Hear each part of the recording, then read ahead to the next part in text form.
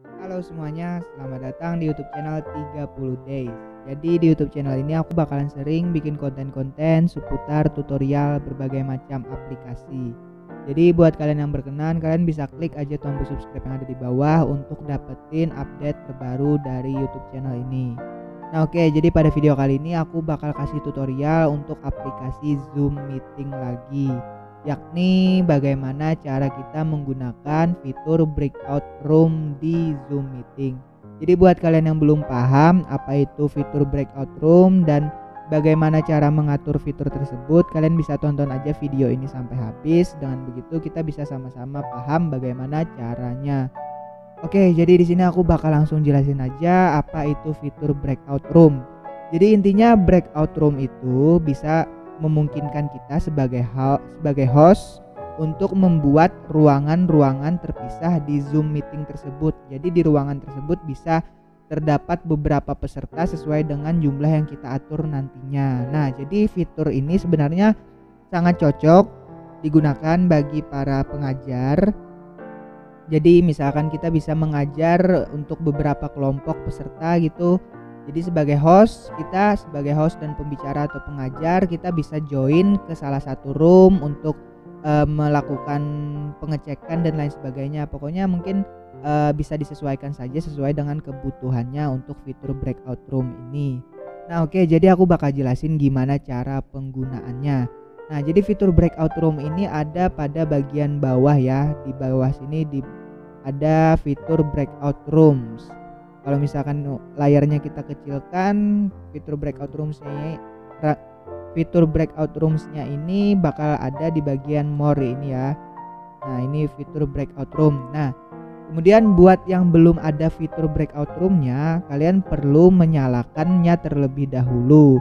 Jadi fitur breakout room ini secara default fungsinya itu mati ya, perlu kita aktifkan terlebih dahulu. Jadi cara untuk mengaktifkannya itu lumayan mudah. Kita tinggal masuk aja ke browser kita, terserah menggunakan browser apapun. Di sini aku menggunakan Google Chrome. Nah, kita tinggal langsung aja masuk ke Zoom, ke website Zoom resmi di Google. Tinggal kita klik aja Zoom gitu dan pilih yang paling atas ini, zoom.us.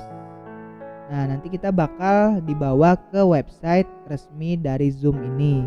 Nah kemudian kita perlu login dulu ya. Kalau ya kalian yang belum login, di sini aku sudah dalam keadaan login. Jadi buat yang belum login, kita perlu login dulu ke Zoom akun kita. Terserah menggunakan Google akun atau apapun, atau Zoom meeting kalian. Pokoknya kalian cocokin aja akun kalian yang di Zoom meeting ini dan juga akun yang di website ini ya. Nah di sini nanti kita pergi aja ke bagian My Account di sebelah sini. Nah nanti di bagian My Account ini kita bisa menemukan setting untuk menyalakan fitur breakout room itu tadi. Jadi kita tunggu dulu, di sini masih loading untuk fiturnya. Nah kita tinggal pergi aja ke bagian setting di sebelah kiri ini ya. Nah nanti di bagian setting ini kita scroll aja ke bawah sampai menemukan fitur breakout room. Jadi scroll aja ke bawah atau kita bisa langsung klik aja sini bagian in meeting advance ya. Nah jadi agak paling bawah nih posisinya, dari paling atas ke paling bawah. Kalian cari aja fitur yang ini, in meeting advance. Nah di sini ada fitur breakout room dan di sini sudah aku aktifkan ya. Nah jadi kalau misalkan sudah diaktifkan seperti ini, kita tinggal restart aja Zoom kita yang ini tadi dan kita buka ulang. Nah nanti fiturnya itu bakal muncul di bagian yang ini ya, breakout room seperti itu. Nah kemudian cara untuk menggunakan breakout roomnya itu sangat mudah juga. Jadi kita misalkan sebagai host, kita sudah jadi host ya, sudah masuk webinar. Di sini kalau kalian lihat di sini ada partisipannya. HP aku yang satunya ya, di sini ada kita dan juga ada partisipan satu.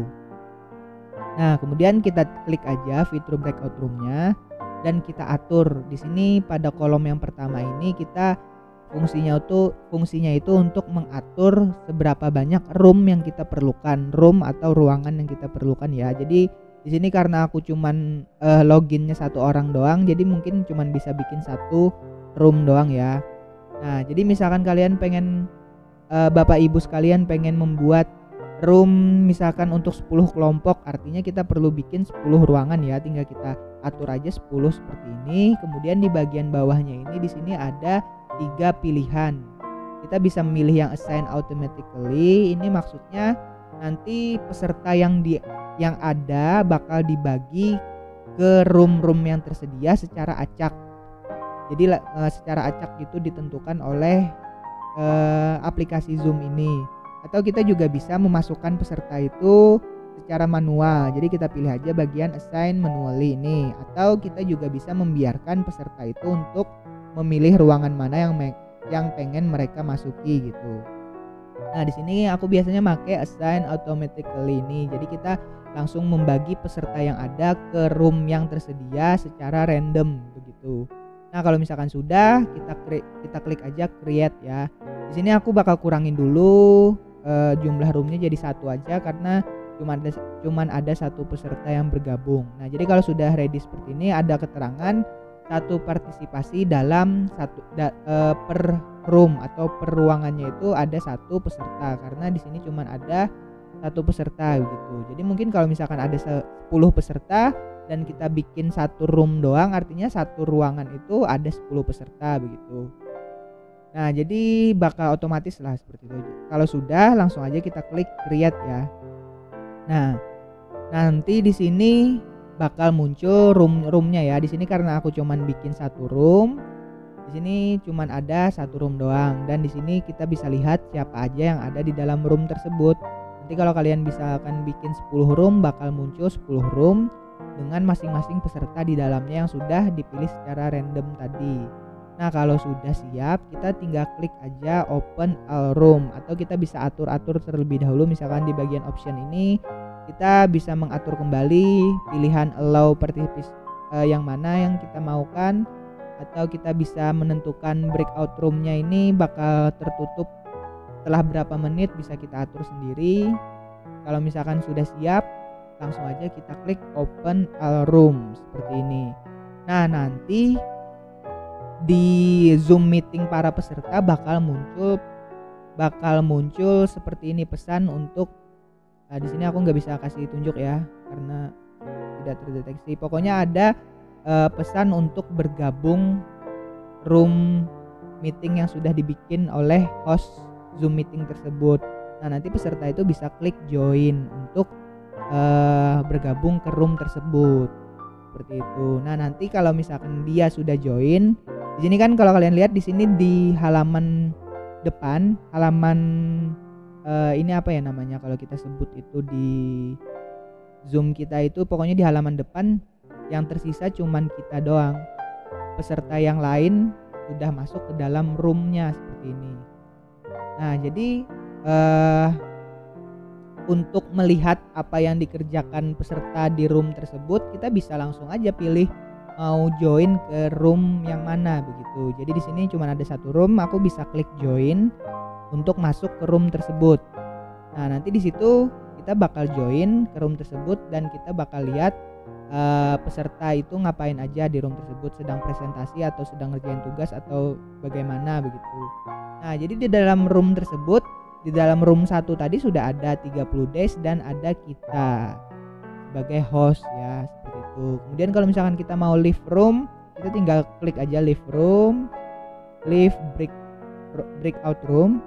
Nah, kemudian kita bakal kembali lagi ke main session atau menu utama tadi.